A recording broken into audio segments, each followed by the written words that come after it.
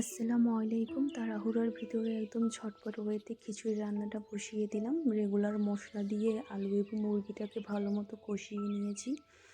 এরপরে পানি দিয়ে দিব। পানি দেওয়ার পরে দিয়ে দিব আগে থেকে ভিজিয়ে রাখা পোলাওয়ের চাল, সাথে কিছুটা মুগ ডাল। আসলে আজকে আমাদের দুপুরে দাওয়াত ছিল। সো দাওয়াতে যাওয়ার আগে আমাদের যে বিড়ালগুলো আছে, ২টা হচ্ছে আমাদের ঘরের পোষা বিড়াল আর বাকিগুলো হচ্ছে আমাদের এলাকার বিড়াল। ওদেরকে আমরাই খাবার খেতে দিই। আসলে ওদেরকে তো খাবার খেতে দেওয়ার মতো আর কেউ নেই, তাই এতটুকু খাবারের জন্য আমাদের এখানে এসে বসে থাকে। ওরা যখন খাবার চুরি করে খায়, আসলে তখন আবার ওদেরকে মেরে তাড়িয়ে দেওয়া হয়, আবার অনেক সময় নিয়ে ফেলে দেওয়া হয়। তো আমাদের বিড়ালদের সাথে সাথে ওদেরকেও খেতে দিই।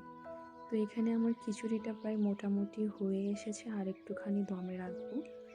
আমরা তাড়াহুড়ো করে দাওয়াত থেকে চলে এসে ওদেরকে খেতে দিলাম। মাশাআল্লাহ, ওরা খুব তৃপ্তি করে খাচ্ছে।